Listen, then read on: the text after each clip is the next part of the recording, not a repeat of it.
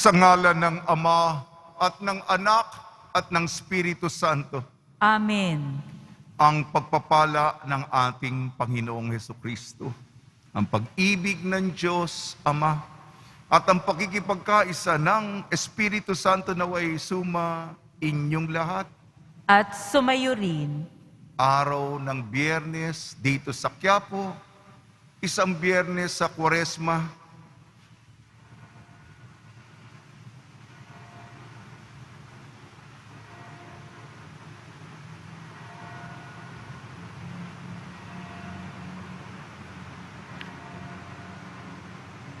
Tinatawag po tayo sa diwa ng banal na panahon ng Kwaresma na tayo'y magsisi, magtika, lalo pang magdasal, lalo pang tumulong, lalo pang tanggihan, magtimpi, tanggihan ang sarili, ang hilig nito, upang mapalapit sa Panginoon, upang lalo siya makilala.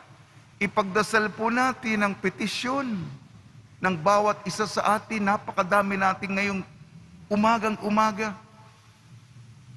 Ang ating mga sinasamong intensyon, nawa paboran tayo, sagutin po tayo, kaawaan tayo ng Senyor. Mga kapatid, aminin po natin ating makasalanan upang tayo maging marapat gumanap sa banal na pagdiriwang. Inaamin ko Sa makapangyarihang Diyos at sa inyo mga kapatid, na luba akong nagkasala sa isip, sa salita at sa gawa at sa aking pagkukulang. Kaya isinasamo ko sa mahal na Birheng Maria, sa lahat ng mga anghel at mga banal, at sa inyo mga kapatid, na ako'y ipanalangin sa Panginoong ating Diyos. kaawaan tayo ng makapangyarihang Diyos. Patawarin tayo sa ating makasalanan at patnubayan tayo sa buhay na walang hanggan. Amen. Panginoon, kaawaan mo kami. Panginoon, kaawaan mo kami. Kristo, kaawaan mo kami. Kristo, kaawaan mo kami. Panginoon, kaawaan mo kami. Panginoon, kaawaan mo kami. Manalangin tayo.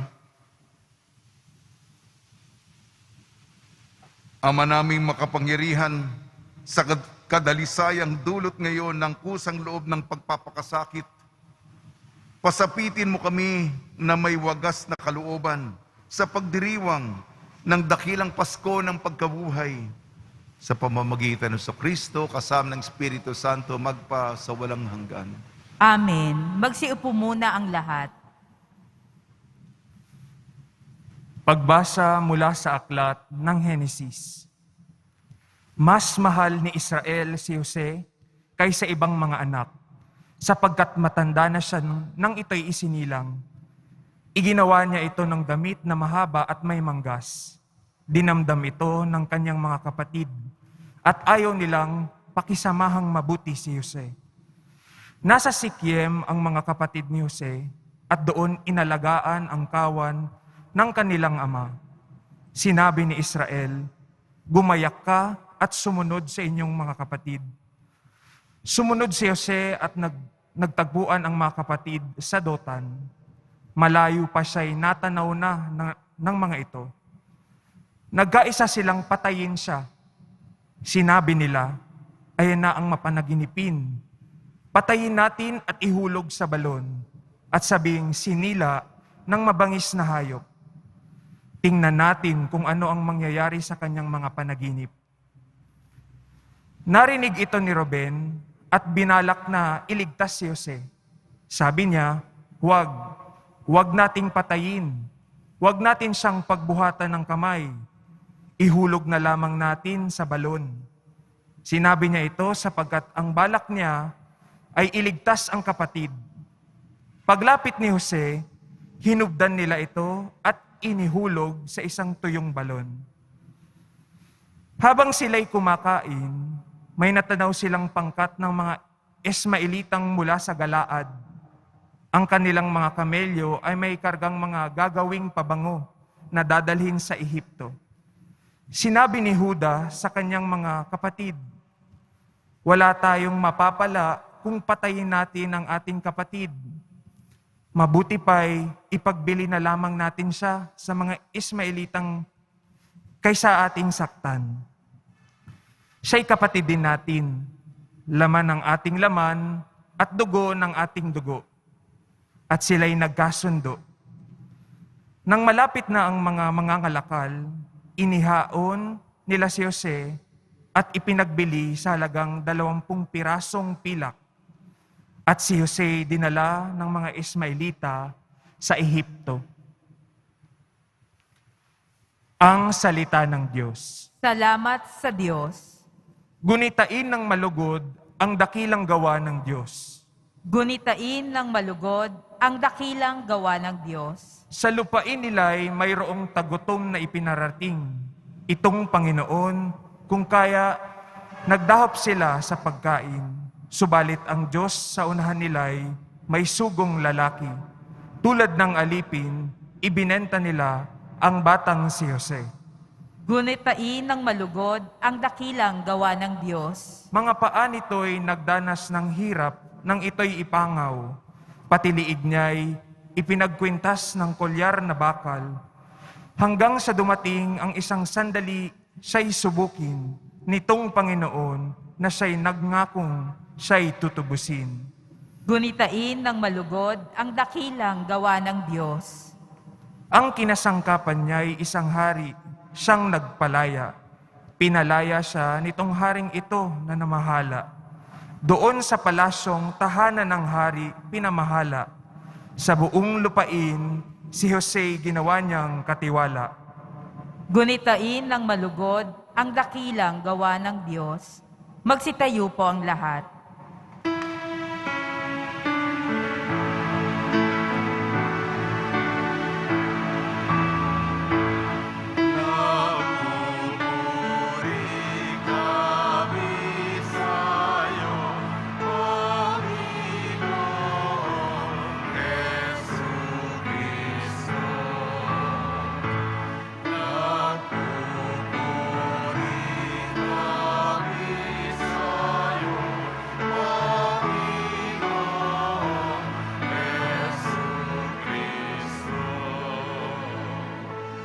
Pag-ibig sa sanlibutan ng Diyos ay gayon na lamang.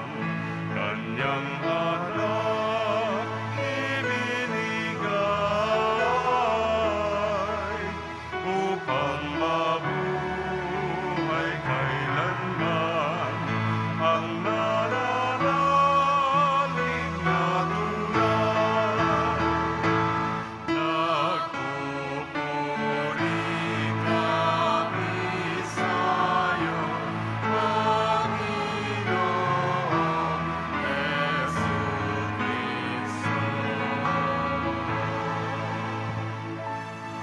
Sumainyo ang Panginoon. At sumayo rin. Ang mabuting balita ng Panginoon ayon kay San Mateo.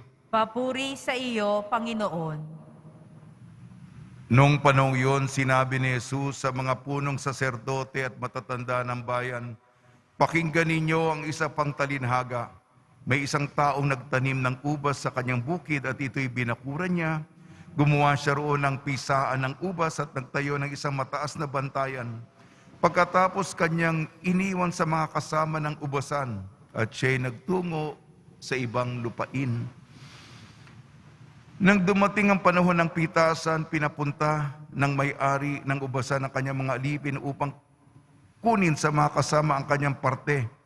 Ngunit sinunggaban ng mga kasama ang mga alipin, binugbog nila ang isa, pinatay ang ikalawa, at binato naman ang ikatlo. Pinapunta uli ng may-ari ang mas maraming alipin, ngunit gayon din ang ginawa sa ng mga kasama sa mga ito. Sa kahuli-hulihay, pinapunta niya ang kanyang anak na lalaki. "Igagalang nila ang aking anak," wika niya sa sarili. Ngunit nang makita ng makasamang anak, sila'y nag-usap-usap. "Ito ang tagapagmana.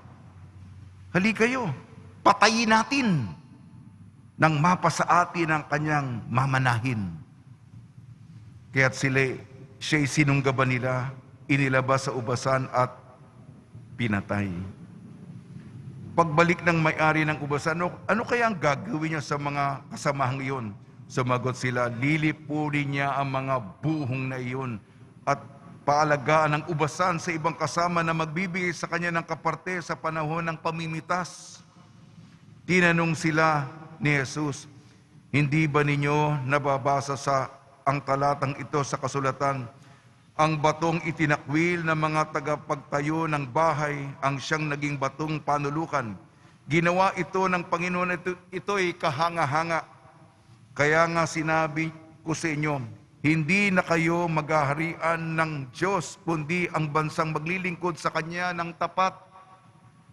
Narinig ng mga punong saserdote at mga pariseo ang talinhaga ni Jesus at naunawaan nila siya ang pinatatamaan nito.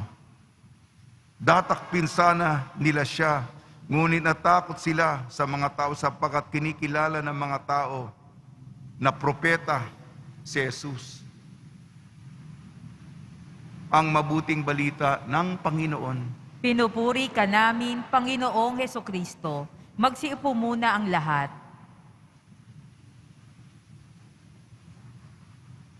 Ngayong Biyernes na mahalaga para sa ating komunidad dito sa Quiapo, binabati po namin kayo sa pagpapala, pagbibindisyon, pagbibiyaya, pagkakalob ng napakaraming grasya mula sa ating napakabait na Nuestro Padre Jesus Nazareno. Biyernes, lalong-lalo na yung unang Biyernes, nagbabalik tanaw po tayo sa kamahal-mahalang puso ni Jesus. Sacred Heart of Jesus sa Ingles. At meron sa simbahan na ang reparasyon sapagkat ang puso na sinugatan, hindi lamang ito sa larangan ng pag-ibig, mga kapatid, baka kasama na yun, yung heartbroken, na biyak ang puso. Mas malalim dito, hindi lang pagkasawi sa pag-ibig ito. Sinaktan ang puso ni Jesus na mga bastos, paglalapastangan, lahat ng kasamaan, kadumihan, kaitiman. Paano siyang kalinis-linisan at napakabait, susuklian, papalitan ng kanya kabutihan ng kasamaan. Kaya nga ang reparasyon, tayong mga nakakaunawa, tayong nagsisikap magpakabanal, tayong nagtatangka maging tapat, mahirap po. Sa laban ng tukso, nilalabanan ng seduksyon ng mundo, ng daigdig. Sinisikap nating, Panginoon, nandito lang kami sa inyo, pakasalanan din ako, ngunit ako'y nagsisisi. Alam ko kung paano ko kayo nasaktan. Pero, ang reparasyon, ibig sabihin ng reparasyon ay, binabalik mo sa ayos, di ba, repair. Di ba, aayusin mo yung bagay na nasira. Aayusin mo yung kaugnayang nasaktan. Yan ang reparasyon. Di ba, merong sa English, act of reparation, gawain ng reparasyon. Ibabalik mo sa tama. Ano ba nangyari? Paano sinaktan si Jesus?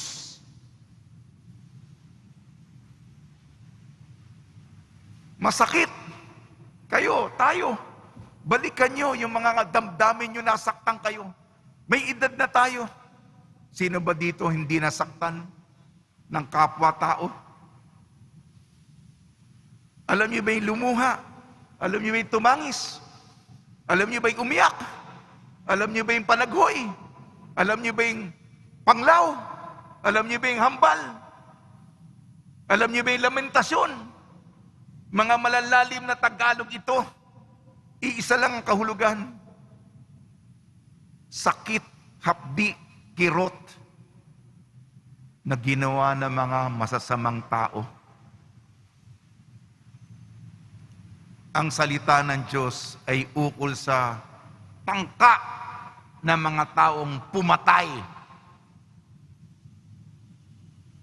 Oh, may conspiracy, may pakikipagsabwatan, merong meeting, nagpulong.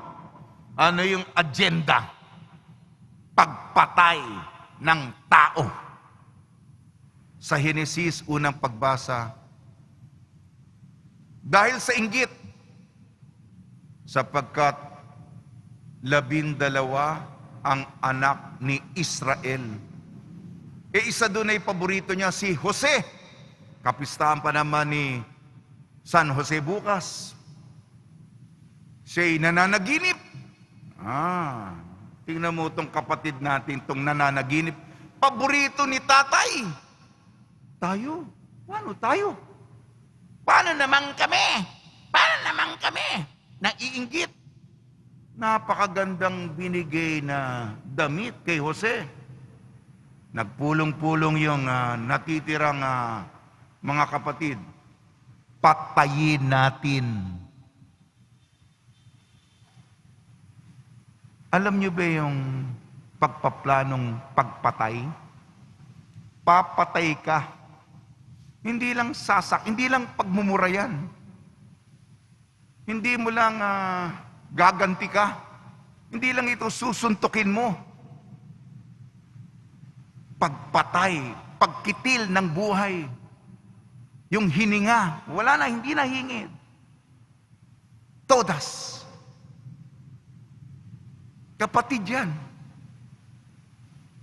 At buti na lang yung panganay, si Ruben. Sabi ni Ruben, kasi siya, magkakasama sila eh. Hindi ba yung mayorhidad, yung nakararami, yun ang kwan, patayin natin to. Ngayon, sabi niya, ihulog na lang natin sa balon. At doon na lang siya mamatay. Sabihin natin may isang mabangis na hayop na pumatay sa kanya. Mawawala na lang. Pero ang isip ni Ruben bilang panganay, sasagipin niya ang kanyang kapatid kung umalis na. Yung nga, sige, tapon natin sa balon. At, pero sila titingnan talagang mamatay. Buti na lang yung si Huda, yung bunso. Mga kapatid, anong mapapala natin kung papatayin natin ang kapatid natin yan? Dugo ng aking dugo. Buto ng ating buto.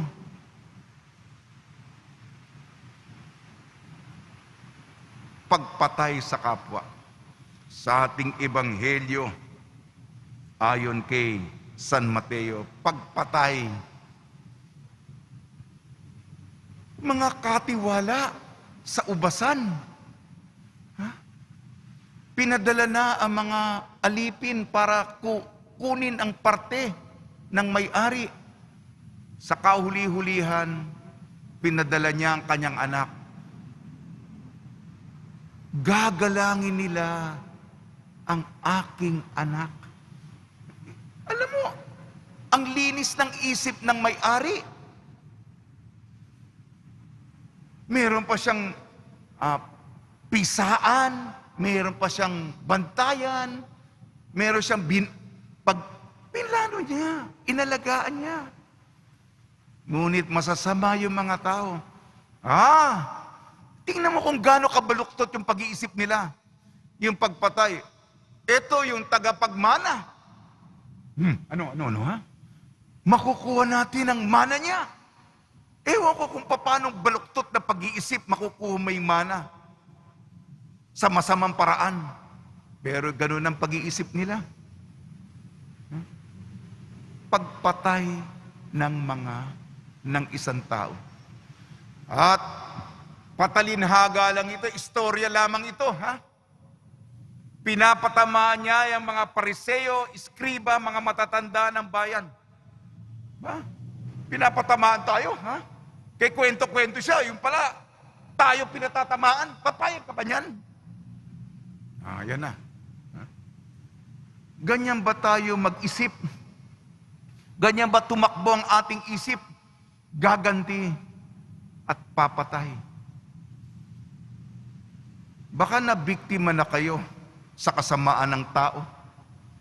Baka naging biktima tayo sa maduming at maitim na pag-iisip ng grupo ng tao.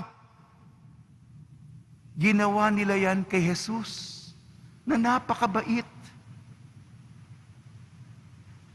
Yan ang kasamaan sa mundo na realidad hanggang ngayon. At marami sa mga kapatid natin, baka tayo, hanggang ngayon, nasasaktan si Jesus. Hanggang ngayon, pinapatay si Jesus. Hanggang ngayon, ang kanyang puso ay nagdurugo. Sige na po, ayoko po maging emosyonal, pero yan po yung espiritu ng salita ng Diyos. Magsikap po tayong magbagong buhay. Magsisi po tayo sapagkat tayo rin ay masama din tayo. Ngunit sa huli, may apresasyon tayo sa ginawa ni Jesus para sa atin. Sige po, pagnilayan po natin, ha? Pasensya po. Medyo ang ating pagninilay ay may kalaliman. Sa tulong ni Maria, ni San Jose, nawa po, tayo po ay pahalagahan, unawain ang dakilang sakripisyo niya para sa ating kaligtasan, para sa ating katubusan, para sa oportunidad na tayo magkapiling-piling, magkasama-sama sa kaharian ng kanyang Ama. Ang Ama ng ating Nuestro Padre Jesus Nazareno. Amen.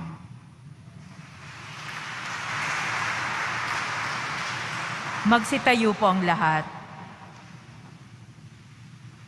Minamahal kong mga kapatid, habang pinagninilayan ang babala sa Ebanghelyo tungkol sa pangangailangan mamunga, ihain natin ang ating mga kahilingan sa Diyos Ama. Tugon po natin, Panginoon ng ubasan, pagpalain mo ang aming mga buhay. Panginoon ng ubasan, pagpalain mo ang aming mga buhay. Ang Santo Papa, naway makatanggap ng liwanag, lakas at tulong sa kanyang pag-akay sa simbahan sa panahong ito ng kahirapan. Manalangin tayo. Panginoon ng ubasan, pagpalain mo ang aming mga buhay. Ang ating mga isipan, naway mapuspos ng kapayapaan ng Diyos na naghahatid ng walang hanggang kagalakan at walang katapusang kaligayahan. Manalangin tayo. Panginoon ng ubasan, pagpalain mo ang aming mga buhay. Sa ating mga sariling buhay, naway makapagbigay tayo ng bunga ng pag-ibig, pagpapatawad, katarungan, at kapayapaan. Manalangin tayo. Panginoon ng ubasan, pagpalain mo ang aming mga buhay. Ang mga may sakit at nagdurusa, naway hindi panghinaan ng loob sa gitna ng kanilang dinaranas na pagsubok at sa halip ay palakasin ng salita ng Diyos. Manalangin tayo. Panginoon ng ubasan, pagpalain mo ang aming mga buhay. Ama naming nasa langit, nagpapasalamat kami sa iyo para sa iyong tapat na pag-ibig. Idinadalangin namin ito sa pamamagitan ni Kristo na aming Panginoon. Amen. Magsiupo po ang lahat.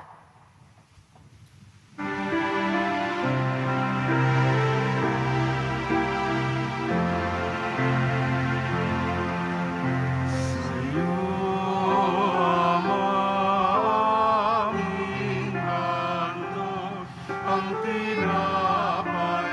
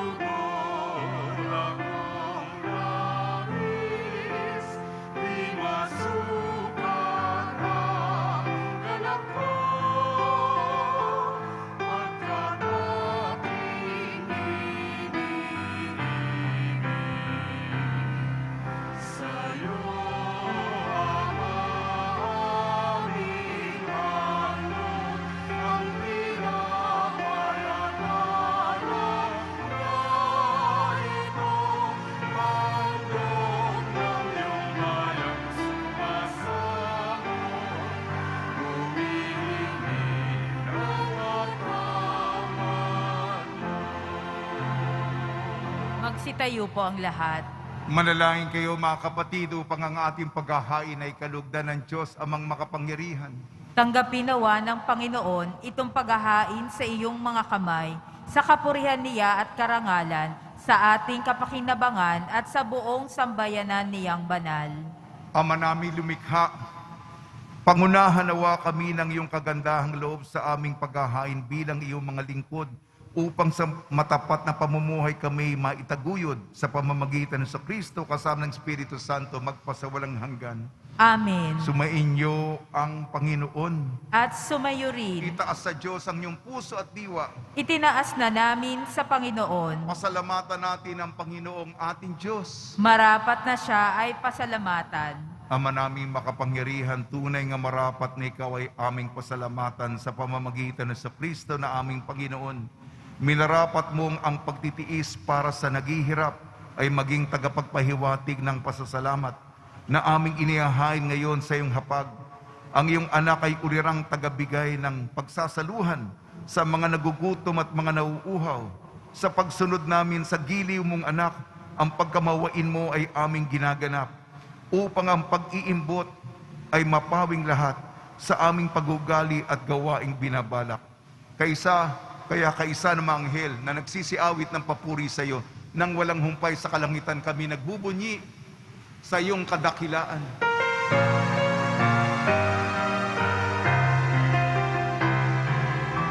Santo, Santo, Santo, Panginoong Diyos ng mga hukbo, napupuno ang langit at lupa ng kadakilaan mo.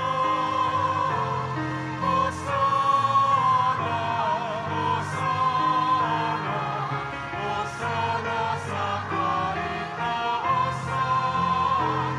Hosana, Hosana, Hosana sa kaitaasan. Pinagpala ang naparirito sa ngalan ng Panginoon. Hosana, Hosana, Hosana sa kaitaasan. Hosana, Hosana, Hosana sa kaitaasan. Magsiluhod po ang lahat. Ama naming banal, ikaw ang bukal ng tanang kabanalan, kaya sa pamamagitan ng Espiritu, gabi mong banal ang mga kaloob na ito, upang para sa amin maging katawan at dugo ng aming Panginoong Jesucristo. Bago niya pinagtiis ang kusang loob na maging handog, hinawakan niya ang tinapay, pinasalamatan kanya, pinaghati-hati niya yun, iniabot sa kanya malagad at sinabi, tanggapin ninyong lahat ito at kanin, itong aking katawan na ihahandog para sa inyo.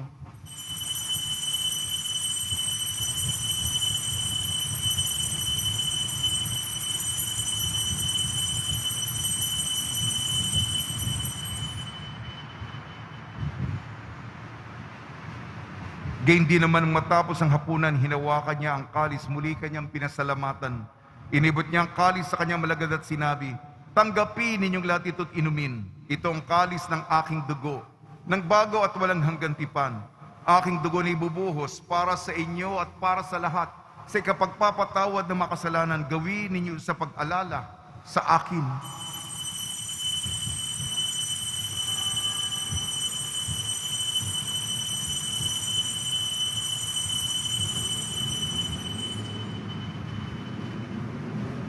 Magsitayo po ang lahat. Ipagbunyi natin ang misteryo ng pananampalataya. Si Kristo'y namatay, si Kristo'y nabuhay, si Kristo'y babalik sa wakas ng panahon. Ama, ginagawa namin ngayon ang pag-alala sa pagkamatay at muling pagkabuhay ng iyong anak. Kaya't inialay namin sa iyong tinapi na nagbibigay buhay at ang kalis na nagkakaloob ng kaligtasan. Kami nagpapasalamat dahil kami minarapat na tumayo sa harap mo para maglingkod sa iyo. Isinasamo namin kami magsasalo-salo sa katawan at dugo ni Kristo ay mabuklod sa pagkakaisa sa pamamagitan ng Espiritu Santo. Amalingapi may simbahang laganap sa buong daigdig. Puspusin mo kami sa pag-ibig kaysa ni Francisco na aming Papa at ni Jose na aming Obispo at ng Tanang Kaparian. Alalahanin mo rin ang mga kapatid namin na himlay na may pag-asang sila'y muling mabubuhay, gayon din ang lahat ng mapumanaw. Ipagdasal po natin ang lahat ng mapumanaw sa kapanahunan ng pandemya.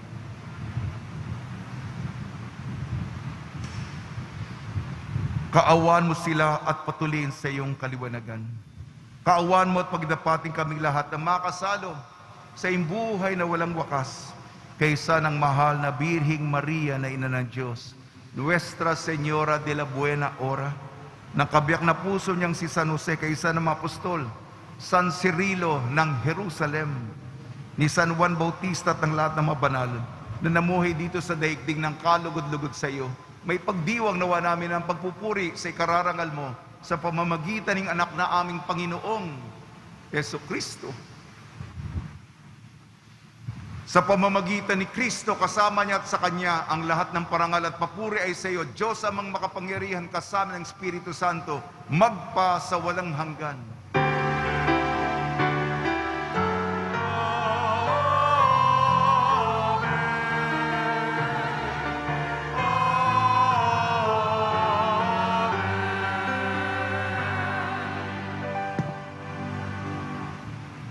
Sa tagubili na manakakagaling na utos sa turo ni Jesucristo na Panginoon natin na Diyos, ipahayag natin ng lakas loob.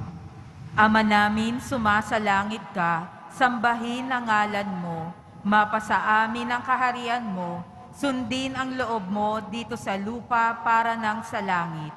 Bigyan mo kami ngayon ng aming kakanin sa araw-araw at patawarin mo kami sa aming mga sala para ng pagpapatawad namin sa nagkakasala sa amin.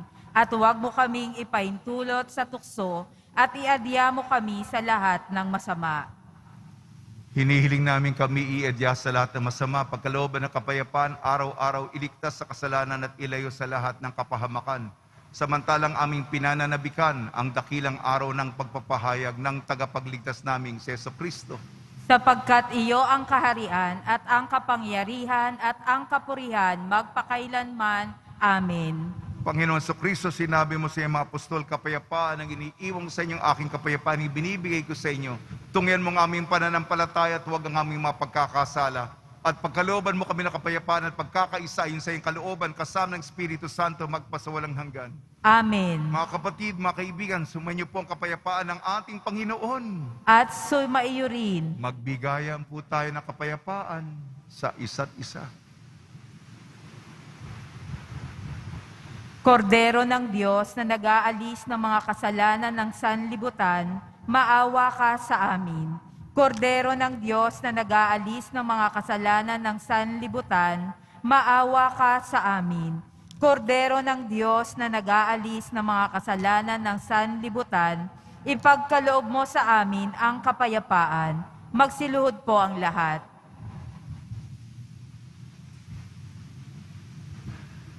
Ito ang kordero ng Diyos, ito nag-aalis na kasalanan ng sanlibutan. Mapalad ang mainayayahan sa kanyang piging. Panginoon, hindi ako karapat-dapat na magpatuloy sa iyo, ngunit sa isang salita mo lamang ay gagaling na ako.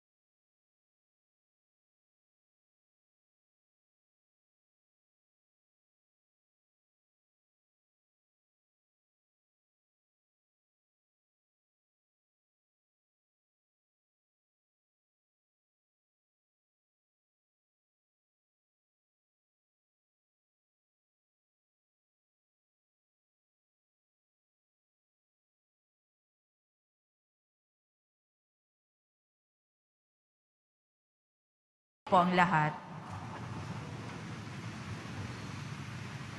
Manalangin tayo. Ama namin mapagmahal, pagkatanggap namin sa banal na pakikinabang, marapati mong tahaki namin at sapitin ang kaligtasang iyong ibinigay sa amin sa pamamagitan sa Kristo, kasama ng Espiritu Santo, magpasawalang hanggan. Amen. Ngayon po ay Biyernes ng Kwaresma, tuwing dinadasal po ang panalangin kay Kristong nakapako sa krus.